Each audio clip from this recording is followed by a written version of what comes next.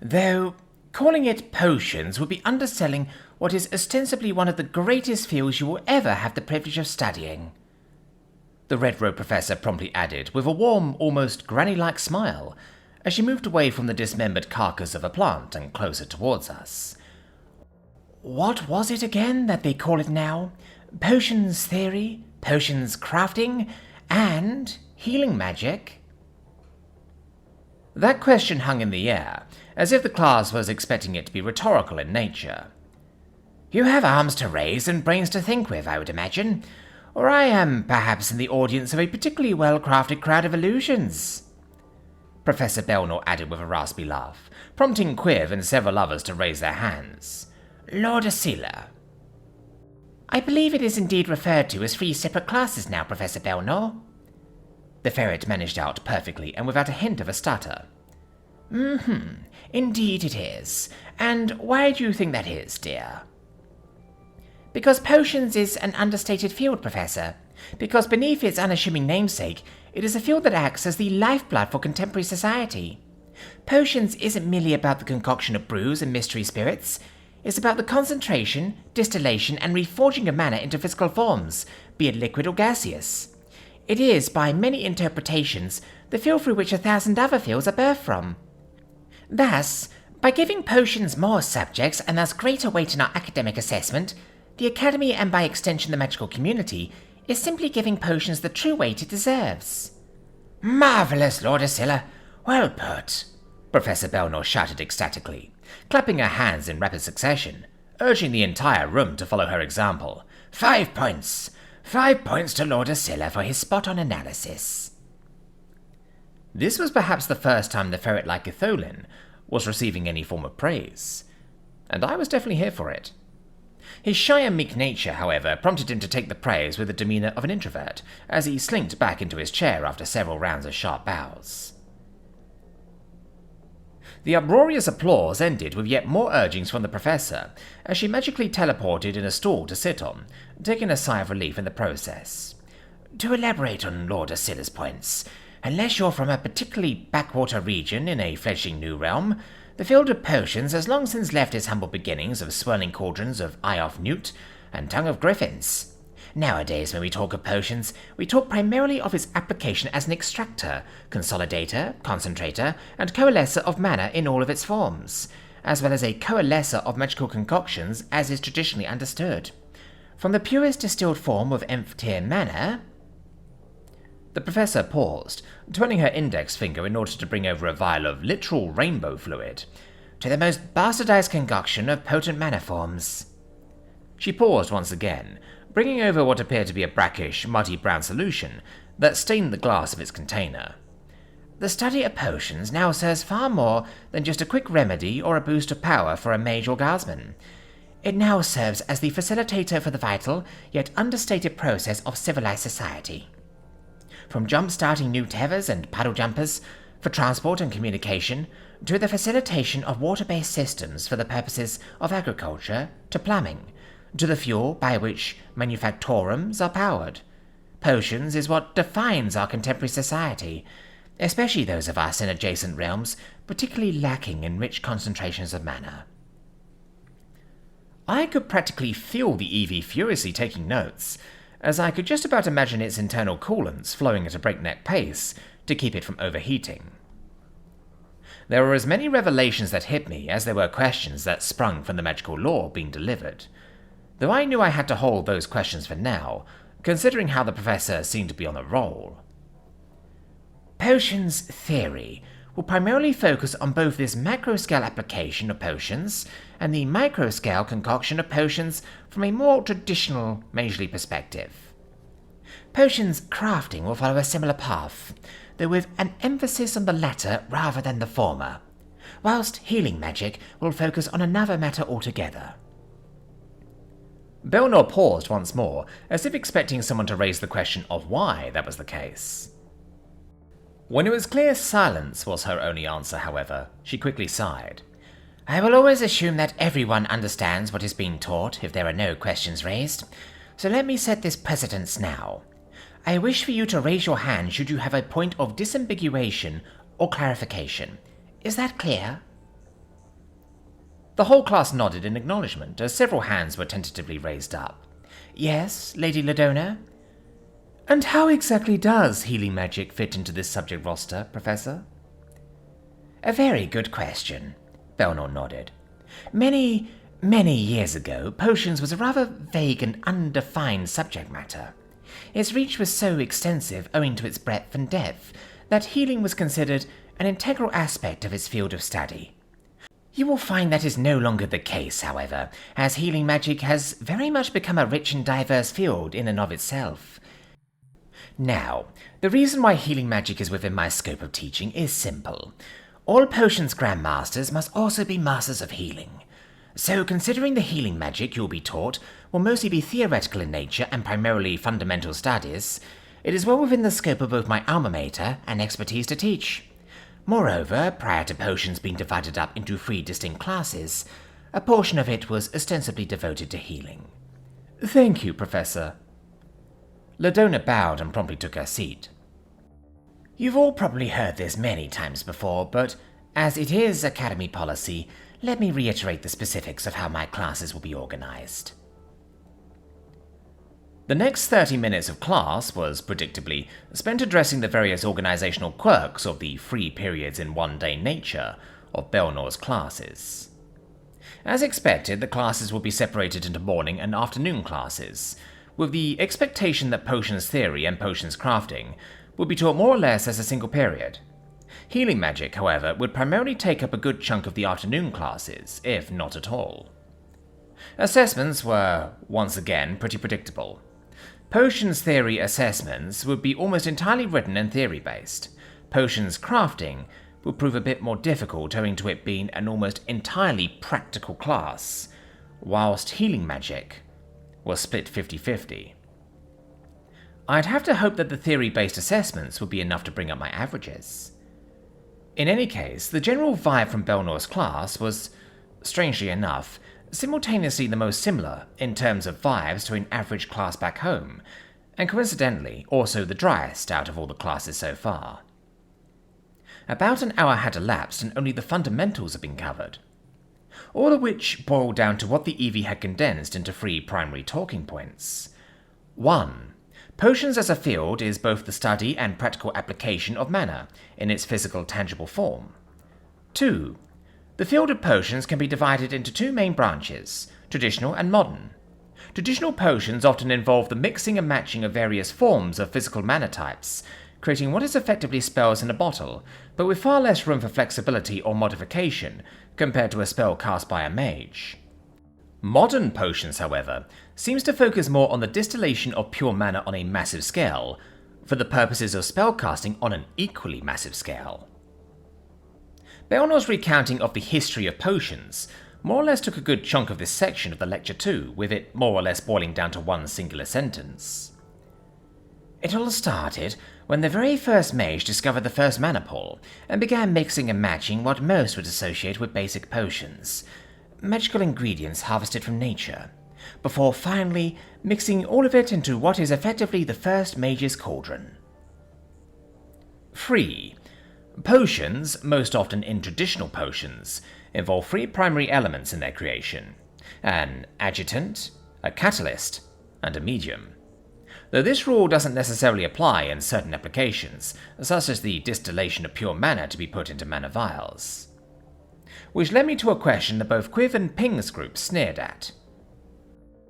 Professor, if I may, it would seem as if traditional potions at its core is simply the mixing of highly enchanted and magically imbued mana-rich ingredients to reach a desired result, correct? That is somewhat reductive, but that is more or less the point of this lesson, so yes, Cadet Hammerbucker. What of it? Well, that brings up a question. Why can't the typical commoner, who is otherwise incapable of practicing magic, practice potion crafting or potion use instead? This question prompted the entire class to slowly rise into an uproarious series of dismissive chuckles.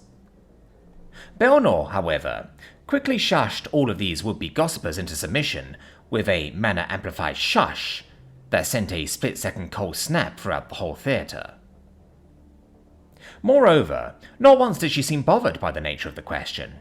In fact, she seemed delighted more than anything, which more or less matched the excitable tone she gave with her answer. That's an excellent question, Cadet Imabuka.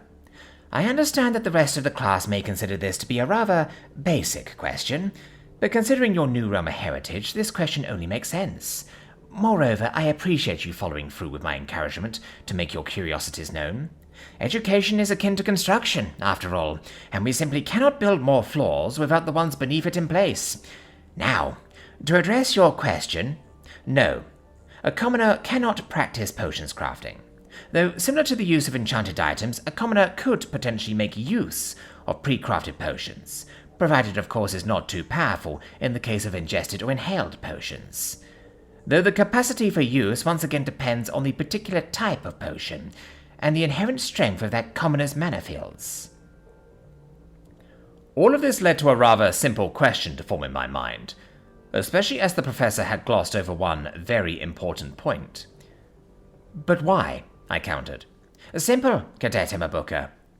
Potions, as with spells, require the manipulation of mana streams in order to take effect, or in this case, in order to successfully coalesce. Coalescence being the technical term for the successful mixing of a potion, by the by. As despite what it may seem on the surface, the mixing of magical ingredients in and of themselves is not what causes a potion to coalesce, at least not in a controlled sense. No, what really turns a potion from a simple fizzle or a runaway explosion into a ready-made spell in liquid form is the control of said reaction, utilizing your mana streams and the ambient mana around you. Otherwise, you're simply seeing the reaction of several ingredients to its simple and basic end. The professor paused, taking a moment to ponder something, before simply reshaping the small room within her glass bubble. The surgical table from before was promptly replaced by a massive cauldron. However, instead of your typical storybook cauldron, this one was surprisingly upscaled. As with most of the things in the academy, the setup felt premium, as if taken from the pages of typical fantasy, and then brushed up with upscaled aesthetics in mind. Observe, the professor announced, filling the cauldron up with a mystery grey-blue fluid. Anyone can mix an eye of newt, a toe of dire hog, and a feather of griffin with a Tasley's reagent, yes. She spoke as she added those aforementioned ingredients from meticulously labelled glass jars. But only a magically gifted individual can turn that into a viable potion of life. Otherwise, you just end up with a particularly smelly brew that wouldn't even make a good stew, she continued, promptly causing the whole brew to turn a sickly brown sludge. The whole class was quickly riled into another set of dismissive giggles. But, as with before, Belnor quickly shot this down with a sharp and ear-piercing "Shh!" The ultimate goal of potions brewing is not found in the reaction of ingredients, but instead the successful coalescence of the sum of their parts. And in order to successfully reach coalescence, one must carefully control a potion's reactions through the active manipulation of mana using the mana streams, she continued, magically teleporting the cauldron away to be replaced with a new one, repeating the mixing of the motions of the prior failed potion. It took just about a minute before she was finished, and in that time, the Eevee picked up at least 20 different instances of unique blips of mana radiation. Following the final blip, the brew turned iridescent and green, as the professor demonstrated its potency by simply tipping over the cauldron, covering the white-tiled floor in this suspicious fluid. Almost immediately, the entire floor became coated by the abrupt growth of a veritable forest, as moss and grass gave way to trees, flowers, and a verdant overgrowth of hedges. In a way, this goes back to my final point. A finished potion, at its core, can be described and summed up as a spell in a bottle, though I will warn you that I simply phrased it as such in order to get my point across. I will not accept that as an answer on any written assessment. Noted, the Eevee responded, in a manner that I could only describe as cheeky. Understood, Professor. Thank you for taking the time to answer my questions, I acknowledged with a nod, prompting the professor to reciprocate before moving straight on from those points. I would like to reiterate, however, that the quality of a potion directly correlates to its efficacy, if that wasn't already self-evident. She gestured towards the patch of forest now dominating the room she stood in. What I used were distilled, concentrated, and purified extracts of the aforementioned ingredients. The process of attaining such ingredients is, in and of itself, a separate and distinct subspecialty in potions as a field. I nodded along, taking notes, as a thought slowly but surely crept up into my mind. Was potions literally just the magical equivalent of chemistry? I raised my hand again, this time not only for intel's sake, but simply because this class was actually becoming something I could engage with. This was starting to feel like the magic school I'd anticipated for. Vanavan's class was dull, Article's class was pure propaganda, and Lariel's, whilst fun, was just too indecipherable without manavision. This was also the perfect time to raise my questions from before. Yes, Cadet Emma Booker? I just wanted to expand on that point a bit, Professor. You said before that the distillation of pure mana was what defines modern potions as a field, right? That is correct. Is that very same mana the sort of stuff that's used by, say, Professor Plisker in the enchantment of his tools? Yes. So essentially, the distillation of mana, condensed into mana vials, is what allows for the various components of society to actually function, as in, without necessitating the need for mages at every turn. I can sense the cogs in your head turning, Cadet Emma Booker, Belnor announced with a smile. Moreover, I understand just how revolutionary such a concept must be for your realm, as this is effectively one of the key fundamental takeaways from potions as a field. It allows for magical gifts to be spread, to uplift civilization with the boons of civility. It, an essence derived from nobility, is the physical manifestation of the ideals of monarchy and nobility, for it acts as the palpable, visible, and intractable force through which monarchy enriches the lives of the commoners from what would otherwise be a wretched existence. The Red Robe Professor spoke with a level of conviction that was paradoxically as warm as it was cold, because her tone of voice more or less retained that same warm, granny-knows-best undercurrents. Yet the words spoken with that voice could easily be the same ones heard in Article's Nexium propaganda class. The Red Robe Professor at this point was at a crossroads in my eyes, with her heart in what I could only describe as vaguely the right place, but her values more or less having been dictated by the world she was nurtured in. Perhaps, in a different setting, things could have turned out differently. Still, there was at least hope for change, if I wasn't misinterpreting her intent, that is. Whatever the case was, the class quickly continued following that point, as my mind focused both on the talking points highlighted by the Eevee, and my own ruminations on the Red Robe Professor. The Transgration Academy for the Magical Arts. The Grand Dining Hall. 12:20. Emma. I have a question for you guys, I finally spoke up, after what appeared to be 20 whole minutes of silent contemplation. Yes, Emma? Thacia responded first with a cock of her head. How do you guys actually feel about what Belnor said? About your responsibility to the common people, I mean. It's actually something that I've been meaning to discuss with you, but considering everything that's gotten in the way, it just hasn't ever come up. What Professor Belnor spoke of is the benign and benevolent interpretation of the noble right to rule, Thacia began, prompting me to quickly shoot back a small question of my own. I thought it was divine right in the case of monarchies. That was the case prior to His Eternal Majesty, Eleanor butted in with a huff. However, following the Nexian Reformation, such a concept was deemed primitive and backwards, for the divine right implies that the right to rule stems from the gods, which have shown themselves to be self-serving, and acting in the interests of their own immortal kin rather than in good faith to the mortal realm. To rule by divine right is to be a pawn, a tool, and at worst a toy for these unthinking and unfeeling beings. It is a sign of barbarism. Enlightened monarchies, contemporary monarchies, by contrast, is a rejection of that philosophy. For we are indeed ordained and given authority by the one true ruler who took the fate of mortals from the hands of these so-called gods, His Eternal Majesty. Thus, what Professor Belnor speaks of is the more benevolent interpretation of the noble right to rule, the inherent birthright stemming from our magical heritage and His Eternal Majesty's blessings. Which brings us back to the concept of noble right to rule, Emma, Thacia interjected, putting the conversation back into my question. The benevolent interpretation states that it is the responsibility of monarchy and nobility to not only benefit themselves, but the lives of those incapable of using magic.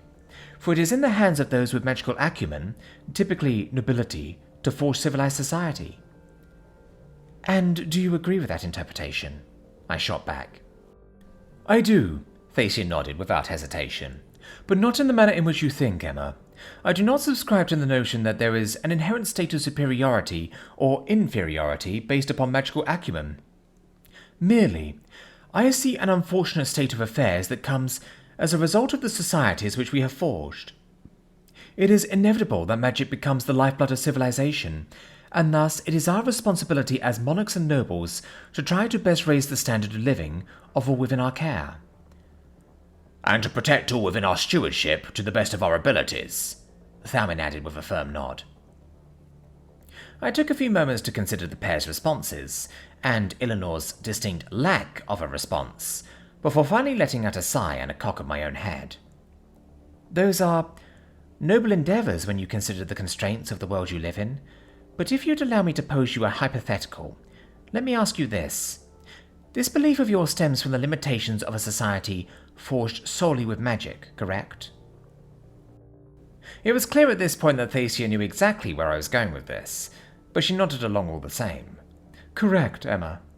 Well, in that case, would your perspective change at all if an alternative fundamental facilitator of civilization came into the picture? As in, the utilization of science and technology, not needing mana or magic, to further the lives of those within your realms. All three paused at that question, but it was Thacia, followed closely by Thalmin, that eventually responded. To have an alternative would be akin to the destruction of the bottleneck holding everyone back from the fruits of civilization. And will be the key to threatening the Nexian stranglehold on power, Thalmin whispered out. All of this was followed by utter silence from Eleanor, who continued sipping away at his rainbow drink. The Transgration Academy for the Magical Arts. The Grand Concourse of Learning. The Observer's Cove. Local time, 1450. Emma. The class started off with a banger of a question. One that I had always wanted to ask but just kept slipping from my mind. Why don't plants and animals just despawn due to mana overload after death? Or in Belnor's words, does anyone know exactly why so-called harmonization does not occur following the death of a living being? The entire class was eerily silent at that question, as not even Quiv nor Ping had an answer for that. This is a very important question if we are to continue with healing magic, because to talk about life, we must first talk about death.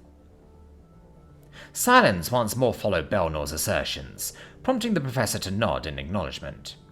Ignorance is nothing to be ashamed of, students. This is why you are here, after all. She spoke encouragingly, before moving on just as swiftly. Allow me to rephrase my question then. Has anyone here ever heard of the 3 deaths? There were a few murmurs that spawned from this, but nothing in the way of raised hands. This prompted Belnor to continue.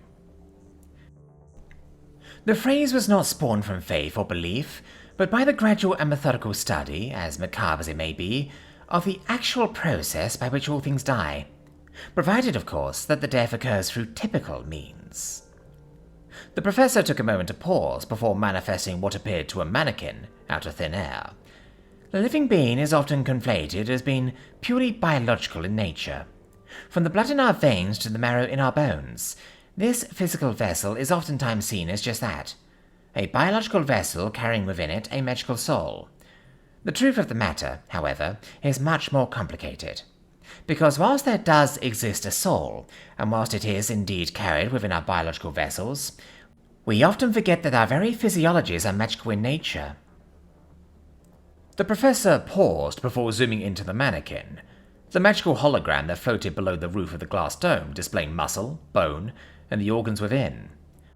For deep within our bodies are tiny, infinitesimally small substrates that make up our greater whole, and it's within these tiny substrates that exist both the biological and the magical. The professor spoke vaguely, before zooming outwards once again. This prompted me to raise my hand, which was promptly called upon. Yes, Cadet Booker.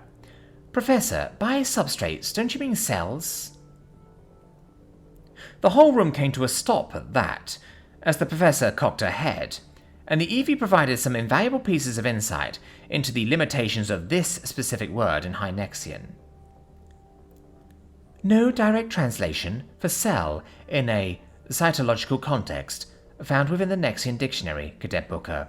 Closest approximations are too vague for this context. I quickly amended my response as a result. As in tiny building blocks of your body, smaller than what the naked eye can see, individual and oftentimes interconnected organisms on a microscopic scale that comprise up your anatomy. The professor, for the first time, was transfixed, with a look of contemplative disbelief.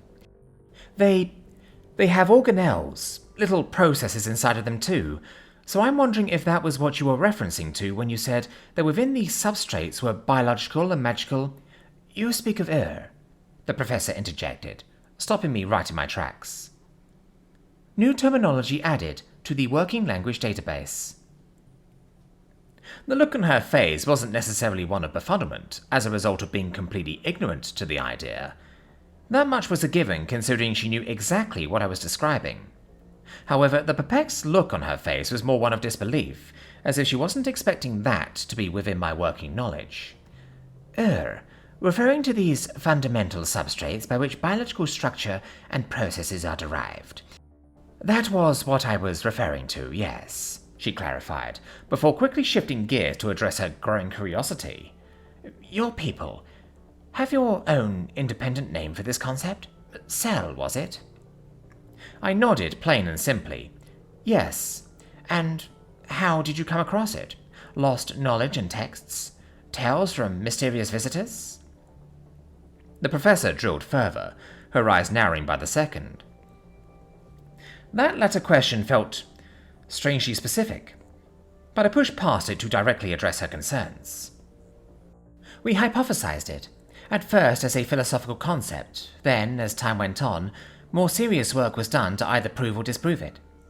Eventually, we discovered it by our own hands, for our own methodical and gradual processes of study and research, I clarified. You discovered it? How exactly?